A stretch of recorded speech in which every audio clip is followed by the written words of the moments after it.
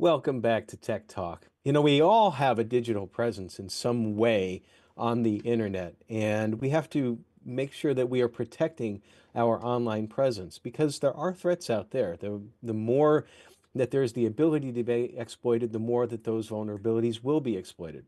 It often feels that anything that we do, that we're vulnerable to hackers or breaches, even when it's not our fault, when we have our information with providers that we ask them and we rely upon them to help keep our stuff, our digital presence secure. So to help us think a little bit more about that and unpack it, Wil Klusovsky is with us again. He's a cybersecurity expert and does this stuff all the time. Will, thank you again for coming back. Hey, Greg, thanks for having me. Excited to chat a little bit about, well, my wheelhouse. Yes, and I love chatting about this too because this is my wheelhouse as well. Right. Um, so why don't we start with like always start with the simple first. And businesses have every right to be concerned, and individuals as well, about this because it's a scary world out there. We often don't think about what we're doing when we put our information out there.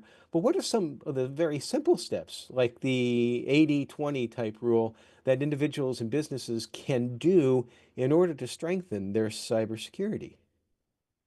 Yeah, I think the number one thing, and honestly, regardless of your business size, and having consulted with enterprises and small businesses, this is always a challenge, but everybody should do it. It's the foundation for everything. Is having a good idea of what your assets are.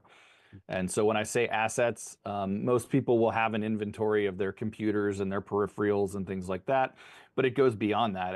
It's your applications, your data, understanding how that data flows, how that connects to, like you mentioned in the intro there about your business partners, that type of stuff. Then taking a look deeper into those assets and then understanding what data you actually have. The challenge with a challenge a lot of people come across in security is not knowing, how much to spend or how much to protect. And really the answer is simple, going back into those assets and saying, well, what data do I have?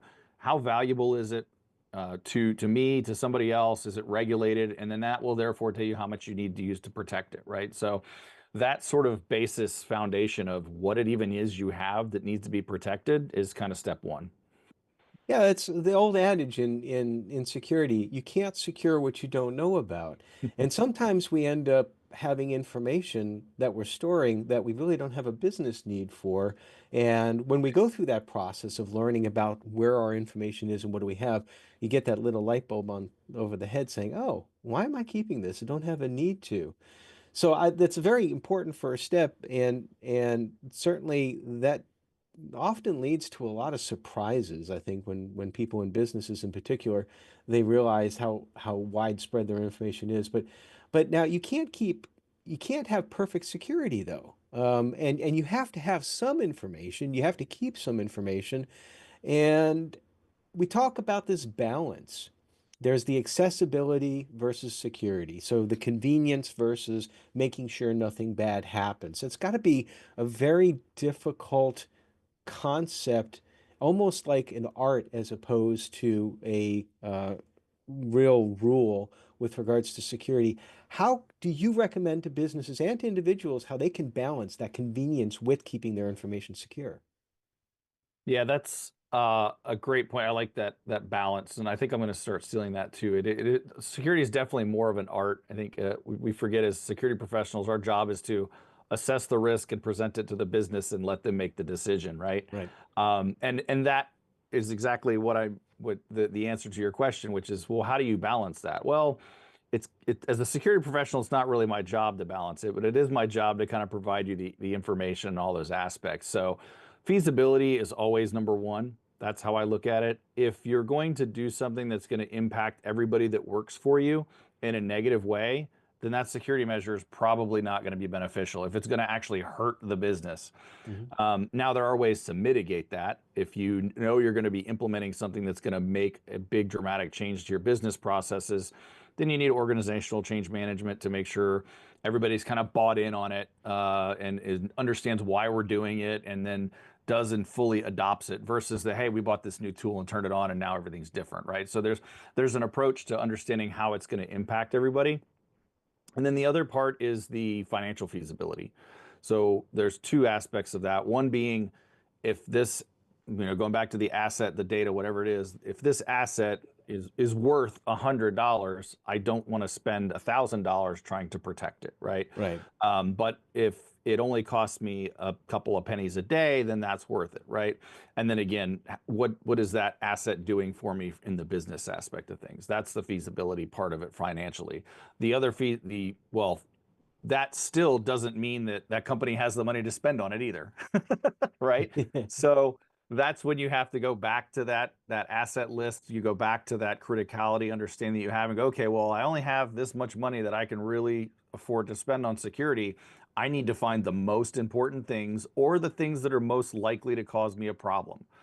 So you may have, if you have really good access controls around your data, then you may not need to implement anything new to take care of that because you've got a really big problem with one of your third parties that you're working with who just does a really bad job, and so you've got to spend a lot of time, with them or something like that, right? So it's again weighing those options so that you spend the money in the right places. You mentioned about the in businesses that have a chief information security officer or equivalent, their role with regards to explaining the risks. And actually, I like to say that that's one of, if not the primary role of a chief information security officer, is to communicate to the C-suite and the board of directors about the risks so that it's important to say they can make risk-informed decisions.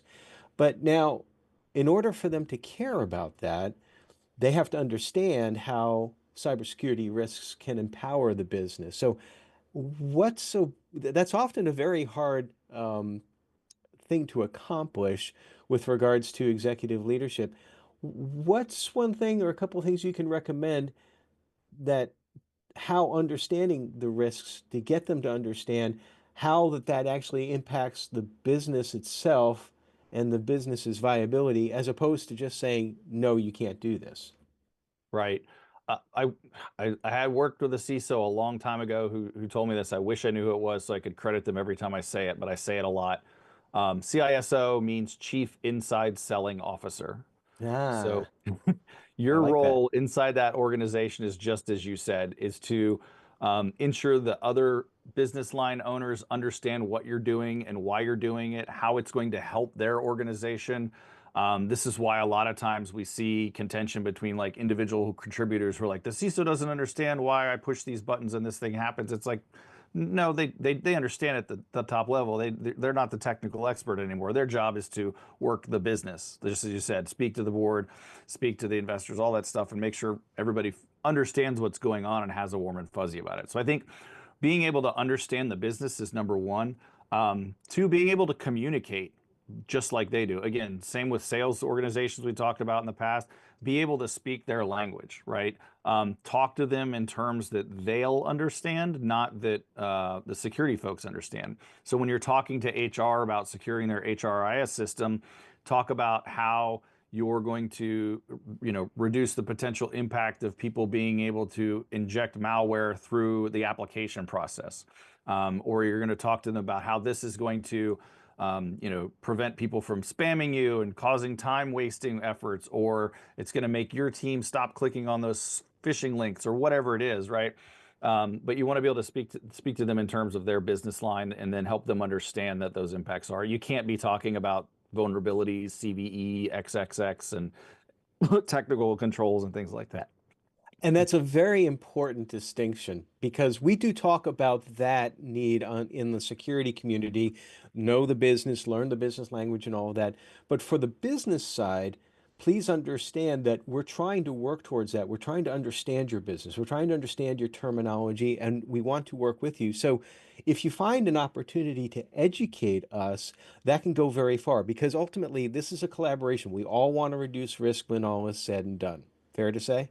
100%. And I've seen good success, or I think there is good success to be had in whether it's security training or the CISO or any, some type of security person going and meeting with each of those business units alone. So like I'll go and just meet with the HR team and just have a conversation because everybody in that room cares about what we're talking about. If I have HR, finance, and sales and everybody else in the room, everybody's not always going to care what everybody's talking to. But if you can spend some time with those groups about their concerns, about the things that they're worried about and how you're helping them, then that goes a long way. And again, it's significant effort, but it's how you build the business. Now, I know on a previous segment you mentioned that you have just recently begun a cybersecurity podcast. Just briefly tell us a little bit about that. Sure. Yeah. So the Keyboard Samurai. So I bring on a guest every week or so from the cybersecurity business. So it helps. I get CEOs and CISOs and founders, multi-time founders and business owners on there, as well as advisors and whatnot, security experts. And we really kind of gear it towards individuals like you and I, those of us working in the security space, to share some insights on how to build your business better, how to run things smoother, how to grow.